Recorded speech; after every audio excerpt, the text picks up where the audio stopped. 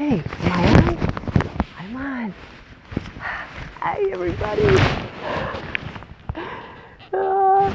Sleep a little Plazz here, Zazoo Plazz. Hey, it's Mother's Day. Well, just last few minutes. I'm out here at like 11:30 at night. It's really quiet out here tonight.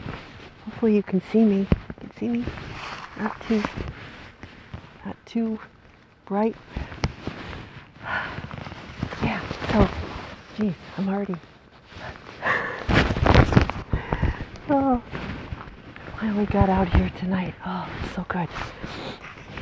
Mother's Day.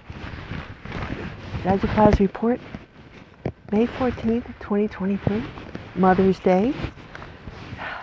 Got so much to talk to you about today. It seems like the more I prepare to come out here, the less, I don't know. It's like what I have to do is just not watch anything, not get any outside input before I come out here. That's not always possible, but that is how I get the best results. The farther ahead I plan things, it just doesn't work out. I'm a totally spontaneous person, which goes against probably everything they teach you in, entertainment school. But, given the strike, the comedy writers strike that's still continuing, I just want to say that. I am a one-person show here. I don't have any scripts. This is my script. I have a notebook. I have a pen. I got a tree. My little friend, the tree here. I'm over on the other side of the tree. And, I have rituals. I have a way of raising my energy gradually throughout the day to come out here, when my energy is the highest. Sometimes it takes until 11:30 at night. It depends on how many interruptions I have during the day. They kind of muddy the waters, so to speak, of my creativity. So, I noticed there's a lot of creators out there, Gen X content folks. Hi, everybody. And I do enjoy going on there and seeing what everyone is talking about.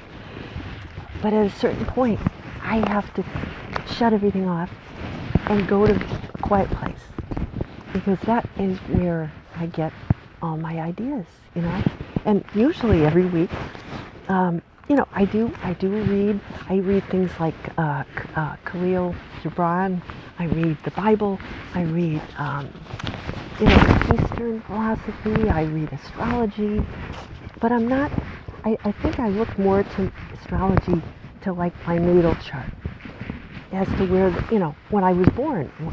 That kind of fills in the blank, so to speak. It's like when you're born, you've got this Mad Lib, right? Remember Mad Libs? And you have to, put all the words in, and then you read it, and it's crazy, and it's funny, but it makes sense, right? Because the words that, other people kind of fill in the blanks there. I don't know why I just thought of Mad Libs, but that's a fun game that I play with my, friends growing up, and mostly with the boys when we went on car trips, And it's like filling in the Mad Libs to make a funny story, So anyway, I went to check something in my, the thing about being a mom, I just want to get this over with. I'm thinking about my mom today. She passed 2 years ago. And a shout out to, everyone who's missing a mom today, or also fortunate enough to have your mom still with you. Enjoy the time you have. It's a blessing. It really is. Shout out to my husband this week. His first Mother's Day without his mom. So, that's always feels a little funny. You kind of, especially in his case, because his dad passed away so really, he's 56 years old, but he's an orphan, right? You think about an orphan being, younger, but, we, we have our special relationships with our parents. I'm blessed to have my dad. And I don't know what it's like for the guys, but we women, we're closer to our moms in a way that we kind of still will call and chat in the way that we do. Sometimes with my mom, it was sometimes I go to pick up the phone to ask her an astrology question, or talk about just something the boys did, or a recipe I'm making, and then I realize, oh, she's gone, so I have found ways of looking to my being very present in the moment and paying attention to those little signs, those things that people make fun of me about. But Mom, you and your birds, you and your stars. I say, if you feel that somebody's speaking to you, then that's something you should honor, and the spirit has a way of coming through to us in different ways, depending on how we see the world. For me, it's these little things that pop up.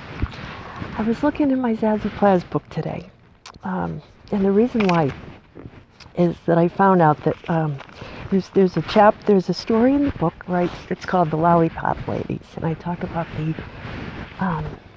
the crossing guards who used to, be there. I never had to cross the street. My house was on the same side of, I could stay on the sidewalk the whole time. But there was this wonderful crossing guard who used to play on her radio. I always remember her playing, oh, there's a moth. Hello. Oh, hi. Hi. A moth has come to visit me. Isn't that nice? See, that's one of those crazy little things that people say. Ooh. But, I think it's, I don't know. Hi, it's Mrs. I'll say her name was Mary Filati. That was her real name. I called her Mrs. Toffee in the book. But I want to give a shout out to her family or anyone who might have known her. She was my crossing guard, and she used to play the Candyman, the Sammy Davis Jr. Song. And every time I'd be lost in my thoughts coming, and this is the story I tell in the book, I'll summarize it. But I'd be lost in my thoughts, in my mind from school, like second grade or third grade or whatever. And she'd be there dancing, to the Candyman can mix it all, that one. And so she'd be there with her music, and I'd hear her from a long way, and I go, oh, and she was just so cool. She was like kind of a combination of Alice from the Brady Bunch and who else did I say she reminded me of? Kind of like that, sort of like really cool, and kind of like the tennis player. What was her name? Billie Jean King. Like, she was sporty, kind of sporty, dancing and acting. And I would just light up when I saw her, like, oh my gosh, she's so cool. And then one day, I was coming home from school, and Mrs. Toffee wasn't there. It was her day off, or she was sick or something.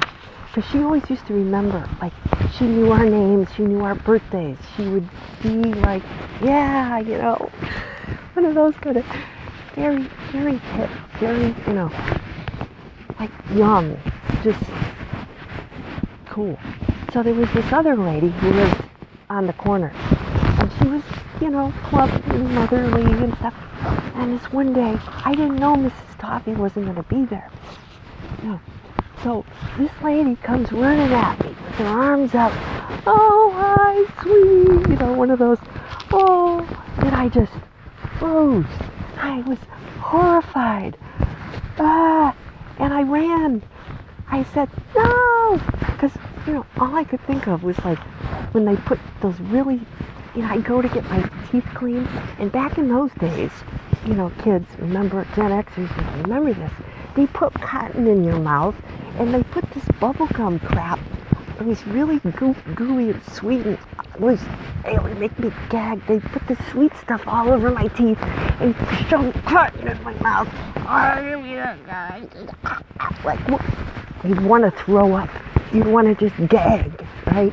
But you couldn't. You had to sit there and let this stuff soak onto your teeth. And so this lady was like that. She was like, I felt like I was, I couldn't go anywhere, and all this sweetness was coming at me. I screamed. I ran all the way home. I was crying. My mother was like, what happened to you? What the heck is the matter with you? I said, a lady was, coming at me with her arms outstretched. I didn't know how to deal with that. I was traumatized. My mother's like, oh, she's a lovely lady. How could you not like Mrs. Gumdrop?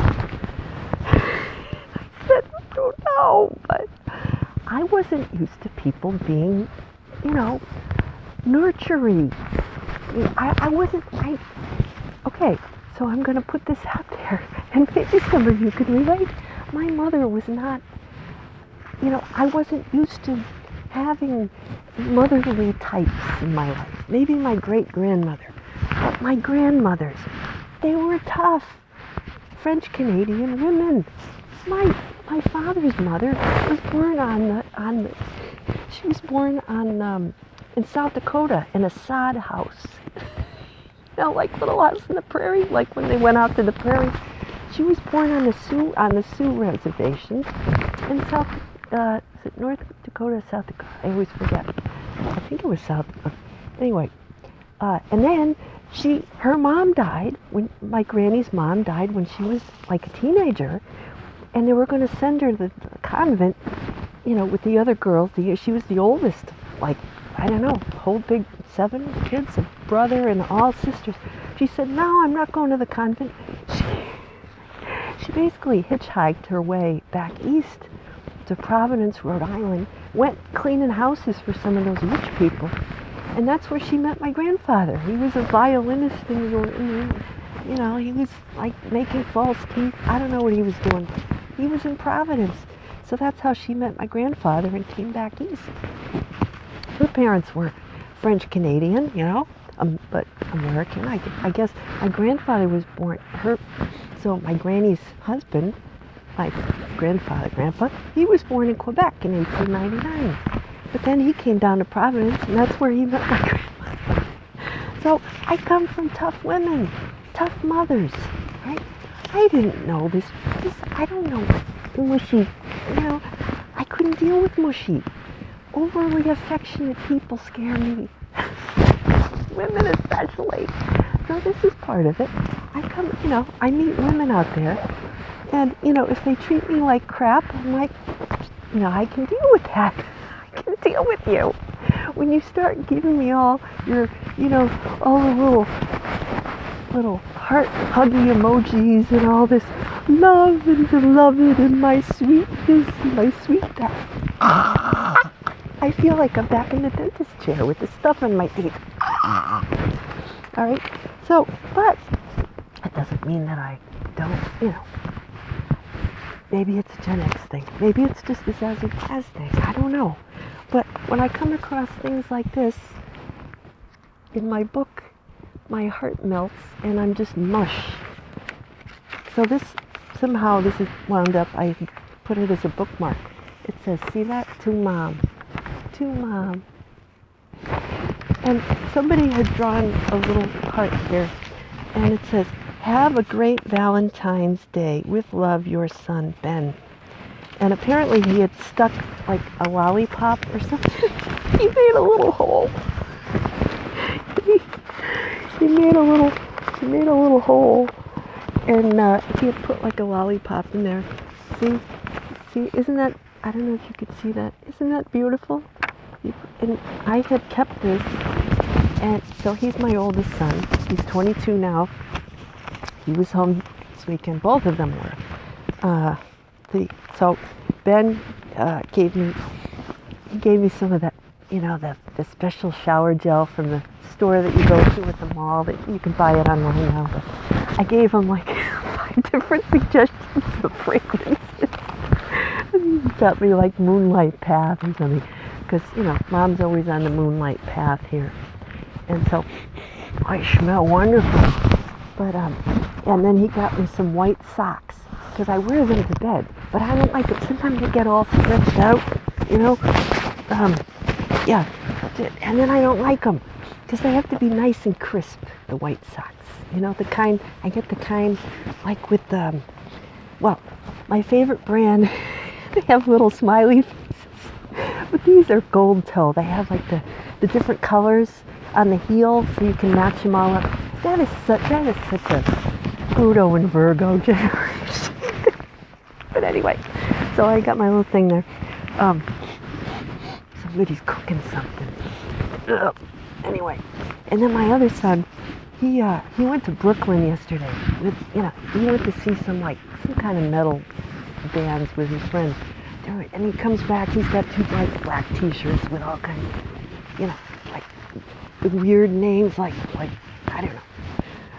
I can't even say the names of the bands, but they're all, on the back of the shirt. And he actually did get a tattoo.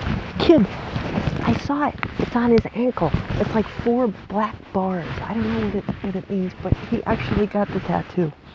He had it the whole time. Somebody's cooking something.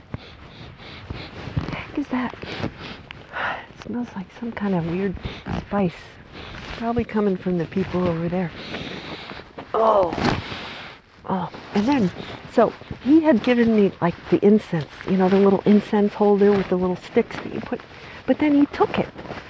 Because when he's at home, he wanted to burn his incense in his room.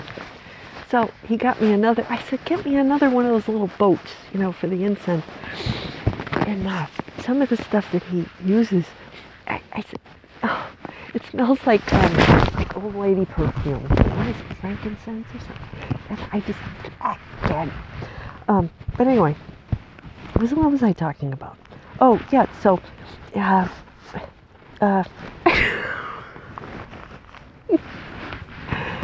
so they were home, and so we had, we just visited for a little bit, and, it's a busy time. It's a busy time. There's a lot going on.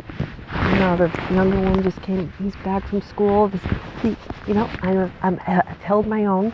The bag of laundry, his bedding, is still sitting in the middle of the floor in the laundry room, and I have not touched it. It can sit there until August, and I am not doing his laundry. You go, moms. If I can do it, you can do it. I refuse. And it's like I gotta keep myself.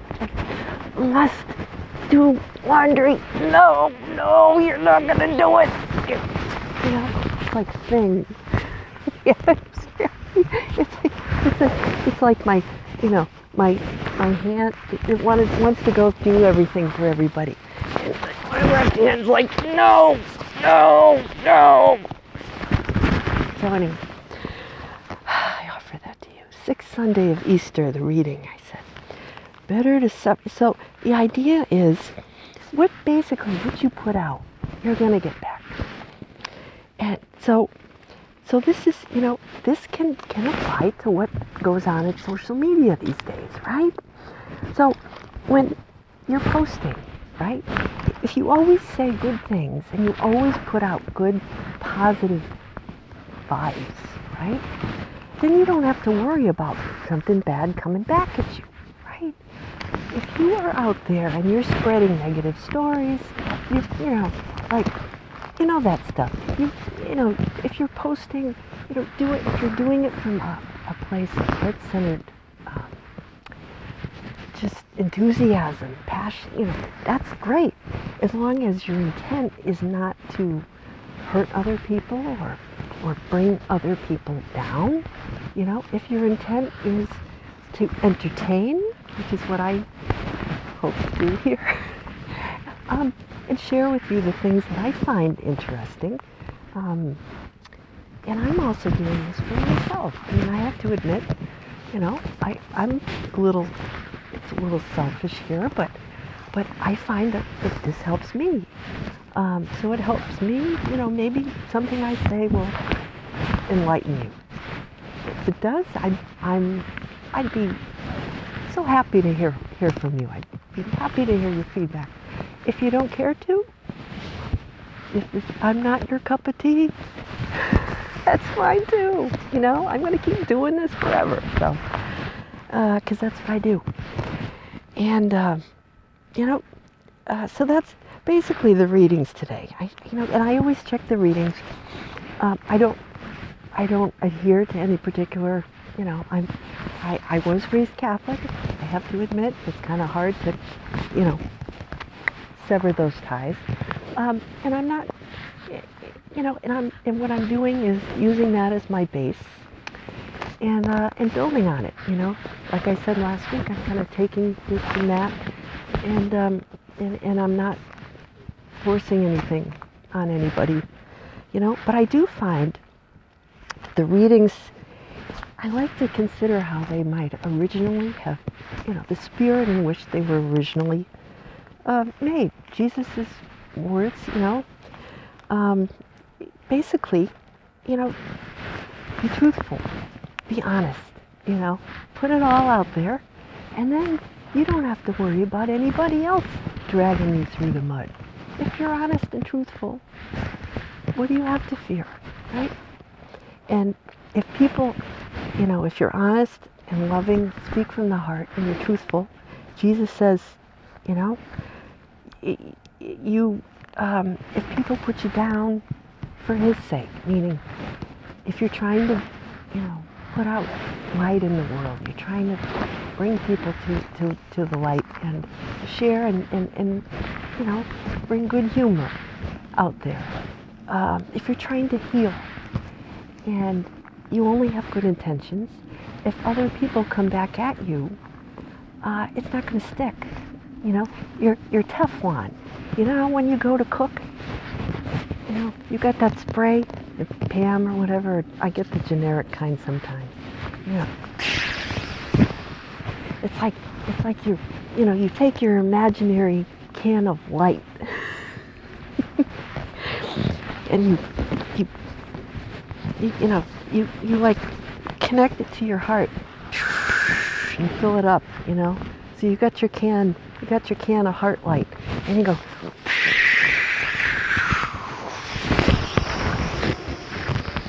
before you go out in the morning, right? You're protected. I'll just put that back there. Right? So, and then you could put different kinds of colors of light in there. If you like purple, put some purple on there. Add a little scent if you want. Anyway, that just came to me. That's kind of a good idea. I don't know. But then Jesus is saying, some of those early Christians, the people in the community, they felt like they were orphans, like they felt like, when he was with them, he was protecting them, and then he's gone, right? So like our parents, right? It's like they're holding our hands. They hold our hands, and then, at a certain point, you got to let go, right? But their spirit's still with us. It's within us, isn't it? If you lost your mother, well, your mother is still, and her mother is with you, and her mother and father. See what I mean? They're all with us. We carry our line, our descendants, our ancestors, and our descendants are with us. So if you think about when you go out there, what you're putting out, they're all, it's affecting them, and it's affecting them. When you're in the moment, that's the place where you can make the biggest difference, right? Their time is past. Their time hasn't come yet. But your time is right now, this moment. When you see that and you act from that, that's a very powerful thing. And a lot of people,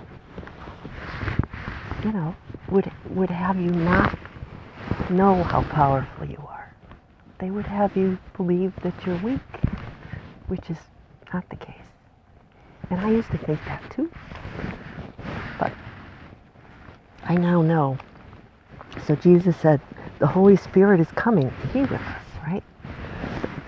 His Spirit, basically God, right?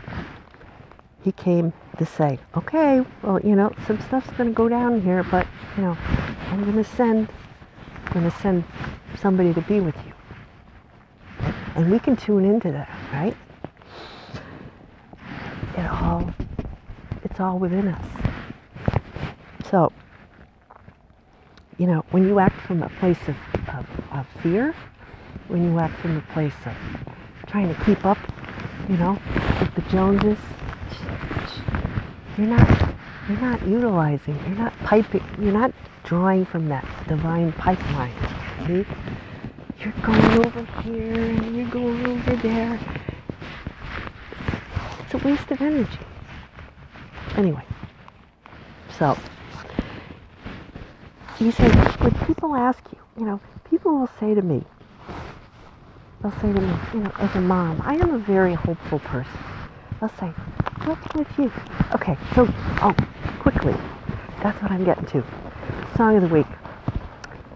The future's so bright, you gotta wear shades. In Buck 3, 1986. Got to number 19 on the Billboard. So, this came out when I was 20. I was 20 that summer. And, okay, talk about optimism, right? How can you be so optimistic? All right, 1986, I was going into it was summer between my junior and senior year in college. So they're like, oh yeah, people think that this is a graduation song. My future's so bright, I gotta wear shades. They put it on graduation cards with shades. Okay, but the song is a satire, which people didn't get. The woman, Barb, her name, Barb and Pat McDonald, they were husband and wife, boomers, born 52 and 50. Barb was 58, Pat was born in 52. So they had just gotten married, they're having their kids, they're putting out their new album, and everything is, and Barbara says, wow, our future is looking really bright, we'll have to wear sunglasses. And her husband heard it as irony, right? Because he was looking at the environment, nuclear weapons and the Reagan years. So here's the guy who's, he's what, 34 at that time? She was younger. But, okay, so this is sort of how we Gen Xers look at the boomers. We say, okay, there's a satire, but... And in their defense, they didn't sell out to Ray-Ban or any of those Bausch & Lomb or whatever companies with their songs, which is awesome. I admire that. So they're full of idealism, right? On the one hand, on the other hand, he's being sarcastic and saying, okay, these people are being lured into going into nuclear science, right? Thinking that they're getting paid all this, but they're contributing to this, grim that, the world is ending. And here I am, I'm getting ready to graduate from college. And I'm hearing this song and I'm like, yeah, my future's so bright. I had a friend who's class ahead of me, class of 82 from high school. He went to work on a nuclear submarine. He joined the Navy. There wasn't a war going on, but he was on a nuclear submarine. He worked working at nuclear plants and these things. Afterward, I had these friends who were like science geniuses. My husband, electrical engineer, this was this thing, trying, like the boomers kind of, okay, they were living this normal life. We thought we had to, we're going to do that. So anyway, but we ended up, just, it had the effect of making us feel very uneasy about our future, whether it's sunk in, that at that time or later. I think all of us kind of felt it, this little, looking at older people and go, I wish this was like I was, older and all of this was, I had, because it could be overwhelming. And then, if you look at the video, watch the video for the song. And it reminded me of the scene in Vegas Vacation with Randy Quaid. He's out in the desert. Now I'll talk more about that later. And I'm running out of time. So on that note, I'm going to go back and eat my split pea soup that I made last night. And post this and stuff. So, and watch the clip about Vegas Vacation where he's in the desert. He's cooking the chicken on the rocks, and he says, anyway, you remember it. Till next week, Zazoo Plazz, say Happy Mother's Day, and I'll see you next week. Take care. Happy Moth-er's Day. The moth is gone now, but happy Moth-er's Day. See everybody. Bye-bye.